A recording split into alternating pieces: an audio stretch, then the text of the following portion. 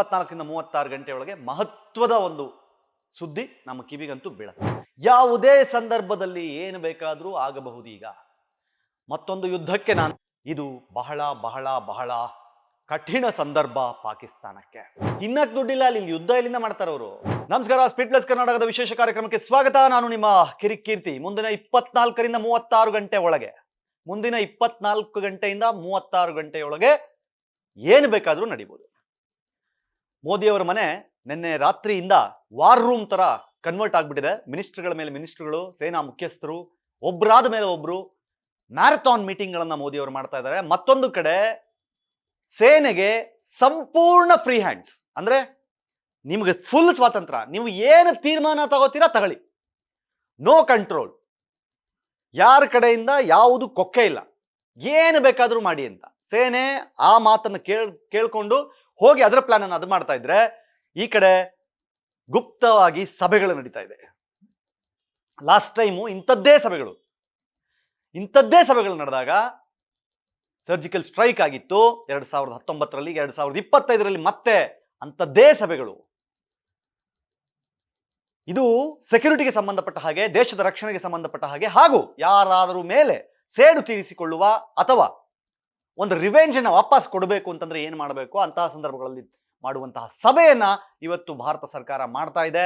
ಇನ್ನೇನು ನಾನು ಹೇಳ್ದಂಗೆ 24ರಿಂದ 36 ಗಂಟೆ ಒಳಗೆ ಮಹತ್ವದ ಒಂದು ಸುದ್ದಿ ನಮ್ಮ ಕಿವಿಗಂತೂ ಬೀಳುತ್ತೆ. ಎಷ್ಟು ಭಯ ಕಿತ್ಕೊಂಡಿದೆ ಅಂದ್ರೆ ಪಾಕಿಸ್ತಾನಕ್ಕೆ, ಮಧ್ಯರಾತ್ರಿ 2 ಗಂಟೆಗೆ ಅದರ ಸಚಿವ ಪ್ರೆಸ್ ಮೀಟ್ ಕರೀತಾನೆ, ಭಾರತದವರು ನಮ್ಮ ಮೇಲೆ ಅಟ್ಯಾಕ್ ಮಾಡ್ತಾರೆ 2 ದಿನದಲ್ಲಿ ಅಂತ. Pakistan has credible intelligence that India intends carrying out military action against Pakistan in the next 24 to 36 hours. ಅವ್ರ ಇಂಟೆಲಿಜೆನ್ಸ್ ಪ್ರಕಾರ ಹೋಗಿರೋದು ಸುದ್ದಿ, ಅಟ್ಯಾಕ್ ಮಾಡ್ತಾರೆ ನಮ್ಮ ಮೇಲೆ, ಬಿಡಲ್ಲ ಅವರು ಅಂತ.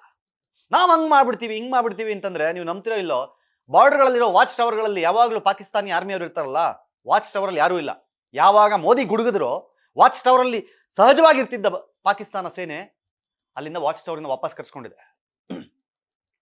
ಯಾವುದೇ ಸಂದರ್ಭದಲ್ಲಿ ಏನು ಬೇಕಾದರೂ ಆಗಬಹುದು. ಈಗ ಮತ್ತೊಂದು ಯುದ್ಧಕ್ಕೆ ನಾಂದಿನ ಗೊತ್ತಿಲ್ಲ, ಅಷ್ಟು ದೊಡ್ಡ ತೀರ್ಮಾನವನ್ನು ತಗೊಳ್ತಾರ ಗೊತ್ತಿಲ್ಲ. ಯಾಕಂತಂದ್ರೆ ಆಂತರಿಕವಾಗಿ ಏನೇನು ಹೊಡೆತ ಕೊಡಬೇಕು, ನೀರಿನ ವಿಚಾರದಲ್ಲಾಗಿರಬಹುದು, ಅಥವಾ ಈಗ ನಾನು ಹೇಳ್ತಾ ಇರೋದು, ಅಲ್ಲಿ ಈಗ ಹಾವು ಕಚ್ಚಿದ್ರೆ ಔಷಧಿ ಇಲ್ವಂತೆ ಪಾಕಿಸ್ತಾನದಲ್ಲಿ. ಯಾಕಂದ್ರೆ ಆ ಔಷಧಿ ಕಂಪ್ಲೀಟ್ಲಿ ಬರ್ತಾ ಇದ್ದಿದ್ದು ಭಾರತದಿಂದ. ಔಷಧಿಯ ವಿಚಾರದಲ್ಲಿ 90% ಇಂಪೋರ್ಟ್ ಮಾಡ್ಕೋತಾ ಇದ್ದಿದ್ದು ಭಾರತದಿಂದ. ಆ ಇಂಪೋರ್ಟ್ ಎಲ್ಲ ನಿಂತು ಹೋದ್ಮೇಲೆ ಇವಾಗ ಔಷಧಿಗೆ ಒದ್ದಾಡಿ ಸಾಯ್ತಾ ಇದೆ ಪಾಕಿಸ್ತಾನ, ನೀರಿಲ್ಲದೆ ಸಾಯ್ತಾ ಇದೆ, ನೀರು ಜಾಸ್ತಿಯಾಗಿ ಸಾಯ್ತಾ ಇದೆ. ಹೀಗಿರುವ ಪಾಕಿಸ್ತಾನಕ್ಕೆ ಈ ತರದ ಆಂತರಿಕ ಹೊಡೆತಗಳನ್ನು ಕೊಟ್ಟ ಮೇಲೆ ಈಗ ಮಾರ್ಮಿಕವಾಗಿ ನೇರ ಯುದ್ಧ ಭೂಮಿಯಲ್ಲಿ ಹೊಡೆತ ಕೊಡೋಕೆ ಭಾರತ ಸಜ್ಜಾಗಿದೆ. ಏನ್ ನಡೆಯುತ್ತೆ ಈ ಸಭೆಯಲ್ಲಿ, ಏನ್ ಮಾತುಕತೆ ಆಗುತ್ತೆ, ಅದು ತುಂಬಾ ಗೌಪ್ಯವಾಗಿರುತ್ತೆ, ತುಂಬಾ ಸೀಕ್ರೆಸಿ ಮೇಂಟೈನ್ ಮಾಡಿರ್ತಾರೆ. ಕೆಲವು ಸಚಿವರಿಗೆ, ಸೇನಾ ಮುಖ್ಯಸ್ಥರಿಗೆ, ಅದಕ್ಕೆ ಸಂಬಂಧಪಟ್ಟ ವಿದೇಶಾಂಗ ಸಚಿವರು ಇರ್ಬೋದು, ರಕ್ಷಣಾ ಸಚಿವರು ಇರ್ಬೋದು, ಅವ್ರುಗಳು ಇಂಪಾರ್ಟೆಂಟ್ ಯಾರಿರ್ತಾರೋ ಅವ್ರುಗಳು ಮಾತ್ರ ಇಲ್ಲಿ ಭಾಗಿಯಾಗಿರ್ತಾರೆ.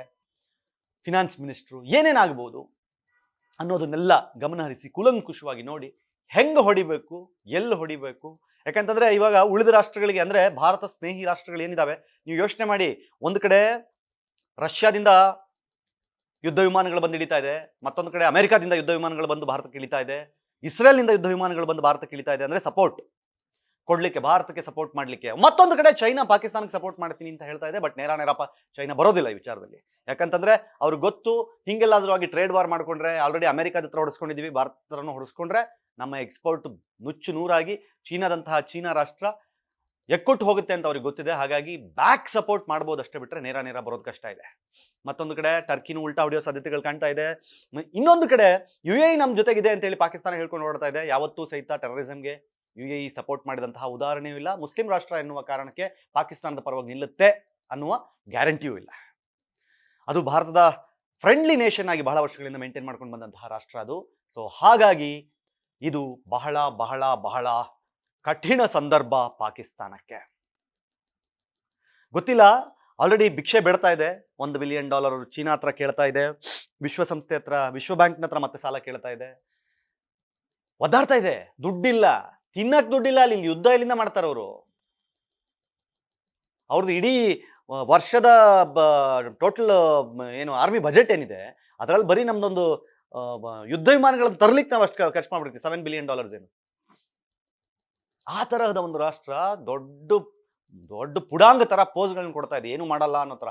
ನನಗೆ ಆಶ್ಚರ್ಯ ಆಗೋದು, ಟ್ವಿಟರ್ನಲ್ಲಿ, ಇನ್ಸ್ಟಾಗ್ರಾಮ್ನಲ್ಲಿ, ಫೇಸ್ಬುಕ್ನಲ್ಲಿ ಪಾಕಿಸ್ತಾನದ ರೀಲ್ಗಳನ್ನು ನೋಡಿದಾಗ ಕಾಯ್ತಾ ಇದ್ದೀವಿ, ಬೇಗ ಬನ್ನಿ, ನಾವು ದಿಲ್ಲಿಯಲ್ಲಿ ರಂಜಾನ್ ಮಾಡಬೇಕು, ದಿಲ್ಲಿಯಲ್ಲಿ ಪಾಕಿಸ್ತಾನದ ಬಾವುಟ ಹಾರಿಸ್ಬೇಕು, ತಾಜ್ ಮಹಲ್ ಮೇಲೆ ನಾವು ಪಾಕಿಸ್ತಾನದ ಬಾವುಟ ಹಾರಿಸ್ಬೇಕು ಅಂತೆಲ್ಲ ಪೋಸ್ಟ್ಗಳನ್ನ ಹಾಕ್ತಾ ಇರ್ಬೇಕಾದ್ರೆ ನನಗೆ ಅನ್ಸುತ್ತೆ, ಏನು ಬಾಲಿಶ, ಏನು ಕ್ಲೀಶೆ, ಏನು ಅನ್ಕೊಂಬಿಟ್ಟವ್ರು ಇವರು ಅಂತ.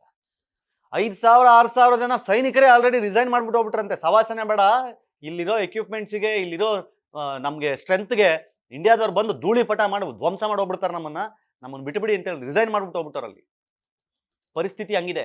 ಅಲ್ಲೇ 2 ಭಾಗ ಹೋಗ್ಬಿಟ್ಟಿದೆ ಆರ್ಮಿ. ಪಾಕಿಸ್ತಾನದ ಪ್ರಧಾನಿ ಹೋಗಿ ಹಾಸ್ಪಿಟಲ್ ಅಡ್ಮಿಟ್ ಆಗವ್ರೆ. ಸೊ ಯುದ್ಧ ನನ್ನ ಪ್ರಕಾರ ಆಲ್ಮೋಸ್ಟ್ ಯುದ್ಧ ಅಲ್ಲ, ಅಂದ್ರೆ ಅವರಿಗೆ ಯುದ್ಧ, ನಮಗೆ ಒಂದು ರಿವೆಂಜ್, ಉತ್ತರ ಕೊಡ್ಬೇಕಲ್ಲ. ಆ ಉತ್ತರ ಕೊಡುವ ಕೆಲಸವನ್ನ ಮೋದಿ ಸರ್ಕಾರ ಈಗ ಮಾಡ್ಲಿಕ್ಕೆ ಸಜ್ಜಾಗಿದೆ. ಮತ್ತೆ ಕೆಲವರು ಹೇಳೋದು ಕೇಳಿದ್ದೀನಿ ನಾನು, ಏನ್ರಿ 4-5 ದಿನ ಆಯ್ತು ಇನ್ನೂ ಏನು ಮಾಡಿಲ್ಲ ಮೋದಿ, ಬರೀ ಮಾತಾಡ್ತಾರೆ. ಸ್ವಾಮಿ, ಏನ್ ನಿಮ್ಮ ಏರಿಯಾದಲ್ಲಿ ನಡೆಯೋ ಜಗಳ ಅನ್ಕೊಂಡ್ಬಿಟ್ಟಿದ್ದೀರಾ? ಹೋಗಿ ಯಾರೋ ಹೊಡೆದ ತಕ್ಷಣ ಹೋಗ್ಬಿಟ್ಟು 4 ಜನ ಹುಡುಗರನ್ನ ಕರ್ಕೊಂಡ್ಬಿಟ್ಟು ಇವನೇ ನಂಗೆ ಹೊಡೆದಿದ್ದು ಅಂತ ತೋರ್ಸಕ್ಕೆ. ಇದು 2 ರಾಷ್ಟ್ರಗಳ ಮಧ್ಯ ನಡಿಬೇಕಾದ್ರೆ ಬಹಳಷ್ಟು ಜಾಗತಿಕ ಒಪ್ಪಂದಗಳಿರ್ತವೆ, ತಯಾರಿಗಳಿರ್ತವೆ, ಸಿದ್ಧತೆಗಳಿರ್ತವೆ, ಏನು ಮಾಡಬೇಕು ಅಂತ ಇರುತ್ತೆ, ಏನಾಗುತ್ತೆ, ರಿಪರ್ಕಷನ್ಸ್ ಏನು, ಸರ್ಕಮ್ಸ್ಟೆನ್ಸಸ್ ಏನು, ಯಾರು ಬರ್ಬೋದು, ಏನಾಗಬಹುದು, ಆರ್ಥಿಕವಾಗಿ ಎಷ್ಟು ಹೊಡೆತ ಬೀಳುತ್ತೆ, ಎಷ್ಟು ನಷ್ಟ ಆಗುತ್ತೆ, ಎಷ್ಟು ಖರ್ಚಾಗುತ್ತೆ, ಪ್ರಾಣಾಪಾಯಗಳೇನು, ಇವೆಲ್ಲವನ್ನ ಗಮನ ಇಟ್ಟುಕೊಂಡು ಯೋಚನೆ ಮಾಡಿ. ಅವ್ರಿಗೇನು ತಲೆ ಕೆಟ್ಟಿದ್ಯಾ? ಇಲ್ಲಾಂದ್ರೆ ರಾತ್ರಿಯಿಂದ ಮೀಟಿಂಗ್ ಮಾಡ್ಕೊಂಡು ಕೂತ್ಕೊಳ್ಳೋಕ್ಕೆ. ಮೀಟಿಂಗ್ ಮಾಡೋದು ಬಿಟ್ಬಿಟ್ಟು ನಿಮ್ಮ ಪ್ರಕಾರ ಏನು ಇಲ್ಲಿ ಹೊಡೆದೋದ್ರು ಅಂದ ತಕ್ಷಣ ಹೋಗ್ರಿ ಫ್ಲೈಟ್ ತಗೊಂಡು ಹುಯ್ ಅಂತ ಹೋಗಿ ಎಲ್ಲ ಹೊಡೆದ್ಬಿಟ್ಟು ಬಂದ್ಬಿಡ್ರಿ ಅಂತ ಹಂಗಾಗುತ್ತಾ? ಹಂಗಾಗಲ್ಲ. ಇಲ್ಲ, ನನಗೆ ಆಶ್ಚರ್ಯ ಆಗೋದು, ಇದನ್ನ ಯಾರೋ ಫೇಸ್ಬುಕ್ ಇನ್ಸ್ಟಾಗ್ರಾಮಲ್ಲಿ ಕಮೆಂಟ್ ಹಾಕೊಂಡು ಯಾವನ ಮಾತಾಡಿದ್ರೆ ಪರವಾಗಿಲ್ಲ, ಮಿನಿಸ್ಟರ್ಗಳು ಹಂಗೆ ಮಾತಾಡ್ತಾರೆ. ಇಂದಿರಾ ಗಾಂಧಿ ಅವರು ಮಂಡಿ ಕೂರಿಸ್ಬಿಟ್ಟಿದ್ರು ಪಾಕಿಸ್ತಾನನ, ಇಲ್ಲಿ ಏನು ಮಾಡಕ್ ಆಗ್ತಾ ಇಲ್ಲ, ಏನು ಮಾಡ್ತಾ ಇಲ್ಲ. ವೆಯ್ಟ್, ತಾಳ್ಮೆ ಇರಲಿ, ಮಾಡಿದ್ಮೇಲೆ ಬಾಯ್ ಬಿಡ್ಕೊಳ್ಳೋರು ನೀವೇ. ಈ ತರಹದ ಒಂದು ತೀರ್ಮಾನ ತಗೋಬೇಕಾಗಿತ್ತು, ಹಂಗೆ ಹಿಂಗೆ ಅಂತ. ಬಟ್ ಆಗ್ಬೇಕೀಗ, ಆಗುತ್ತೆ. ಕೊಡ್ತಾರೆ ಗುನ್ನ, ಸರಿಯಾಗಿ ಕೊಡ್ತಾರೆ, ಮುಟ್ಟು ನೋಡ್ಕೊಳ್ಳಂಗೆ ಕೊಡ್ತಾರೆ. ಇಲ್ಲ ಅಂತಂದ್ರೆ ಇಷ್ಟು ದೊಡ್ಡ ಮ್ಯಾರಥಾನ್ ಮೀಟಿಂಗ್ಗಳ ಅವಶ್ಯಕತೆ ಇರಲಿಲ್ಲ. ಅಟ್ ದ ಸೇಮ್ ಟೈಮ್ ಸೇನೆಗಳಿಗೆ, ಭೂಸೇನೆ ಇರ್ಬೋದು, ವಾಯುಸೇನೆ ಇರ್ಬೋದು, ನೌಕೆ ಇರ್ಬೋದು, ಮೂರು ಮುಖ್ಯಸ್ಥರಿಗೆ ಹೇಳ್ಬಿಟ್ಟವ್ರೆ, ಏನು ಮಾಡ್ತೀರಾ ಮಾಡ್ರಪ್ಪ, ನಿಮಗೆ ಬಿಟ್ಬಿಡ್ತೀನಿ ಫ್ರೀ ಹ್ಯಾಂಡ್, ನೀವು ನಿರ್ಧಾರ ತಗೊಳ್ಳಿ, ನಿಮ್ಗೆಲ್ಲ ಗೊತ್ತಲ್ವಾ, ಮಾಡ್ರಿ ನಿರ್ಧಾರ, ಏನು ಮಾಡ್ತೀರೋ ಮಾಡ್ರಿ ಅಂತ. ಸೊ ಮಾಡ್ತಾರೆ. ಮುಂದೈತೆ ಮಾರಿ ಹಬ್ಬ. ನೋಡ್ತಾರೆ ಸ್ಪೀಡ್ ಪ್ಲಸ್ ಕರ್ನಾಟಕ. ಇದು ನಿಮ್ಮಿಂದ ನಿಮ್ಗಾಗಿ, ನಿಮಗೋಸ್ಕರ. ಮತ್ತೆ ಸಿಗ್ತೀನಿ. ನಮಸ್ಕಾರ. Speed plus Karnataka.